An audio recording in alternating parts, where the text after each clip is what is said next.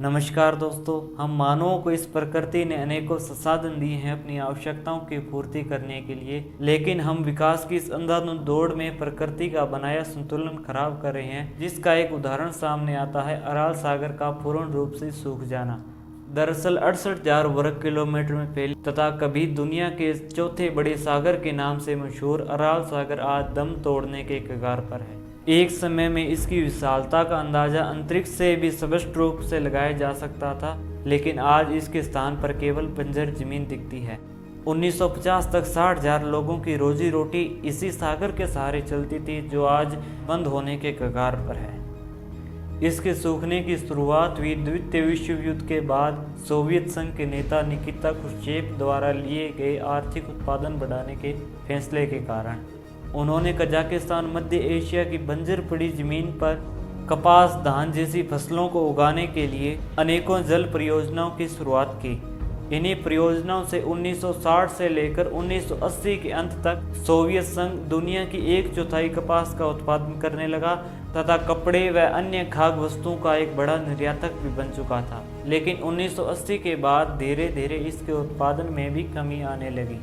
उत्पादन बढ़ाने के लिए गए सुझावों में रूसी वैज्ञानिक वायोकोम ने अपने सुझाव में बताया कि अराल सागर में जाने वाला पानी एक महत्वहीन भाग है तथा इस पानी को रोककर इसका उपयोग अन्य बंजर पड़ी भूमि पर कपास उत्पादन करने के लिए करना चाहिए। उनका यह सुझाव सोवियत संघ को काफी पसंद आया तथा उन्होंने अराल सागर में पानी ले जाने वाली मुख्य नदियां आमू दरिया और सीर दरिया का पानी पूर्ण रूप से मोड़ दिया तथा उससे विभिन्न सिंचाई परियोजनाएं निकाली। इसी फैसले के कारण अराल सागर में पानी की भारी कमी होने लगी तथा यह सागर धीरे धीरे सूखने लगा। आप इन तस्वीरों के माध्यम से देख सकते हैं कि कभी 1960 में पानी से लबालब रहने वाला अराल सागर, जिसमें आज केवल 10% पानी ही बचा है तथा वह भी सूखने के कगार पर है। साथ ही उत्पादन बढ़ाने के लिए अंधाधुंध कीटनाशकों का प्रयोग करना शुरू हुआ, जिसके कारण आज वह स्थान दुनिया का सबसे प्रदूषित स्थल बन चुका है। यह दुर्भाग्य की बात है कि जिस व्हाइट गोल्ड के उत्पादन में टॉप बनने के लिए अराल सागर को सुखा दिया गया, वे देश आज दुनिया के टॉप 10 कपास उत्पादकों में भी नहीं आते। बात यह भी नहीं है कि दुनिया द्वारा अराल सागर को बचाने की कोशिशें नहीं की गई। इसके उत्तरी सिरे, जिसे उत्तरी अराल सागर के नाम से जाना जाता है, जिसको भरने के लिए कजाकिस्तान ने एक डैम प्रोजेक्ट की शुरुआत की, जो 2000 ईस्वी में बनकर पूर्ण हो गया। इसी परियोजना का अराल सागर पर असर भी हुआ, जिसमें 2008 में उसके पानी का जल स्तर 12 मीटर तक बढ़ गया। लेकिन फिर ग्लोबल वार्मिंग के चलते इसके पानी के सूखने की दर वैसे ही बनी रही और अराल सागर पहली बार पूर्ण रूप से सूख गया।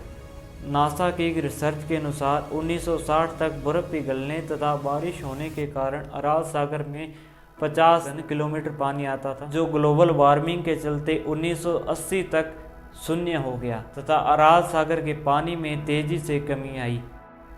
वर्तमान में इसके कुछ किलोमीटर में ही पानी बचा है तथा अन्य भाग पूर्ण रूप से सूख गया है, जिसे अरालकम रेगिस्तान कहा जाने लगा है। जब भी यहाँ हवा चलती है तो यह नमक आंधियों के साथ उड़कर आबादियों तक पहुँच जाता है, जो उनके स्वास्थ्य के लिए नई मुसीबत बन खड़ा हुआ है। वर्तमान में सूखी जगह पर अनेक पर्यावरणीय संस्थान पौधे लगाने पर जुटे हुए हैं, जिससे हवाओं की रफ्तार कुछ धीमी की जा सके तथा इस नमक को उड़ने से रोका जा सके। साथ ही स्थानीय निवासी यह भी उम्मीद करते हैं कि पेड़ पौधे लगाने पर यहाँ बारिशें होने लगेगी, जिससे अराल सागर भविष्य में फिर से भरने लगेगा, लेकिन वर्तमान में यह एक कल्पना मात्र है। दोस्तों, आप भी जितना हो सके प्रकृति संरक्षण में अपना अतुल्य सहयोग जरूर दें। अगर आपको ये वीडियो अच्छी लगी तो कृपया लाइक और कमेंट जरूर करें। धन्यवाद।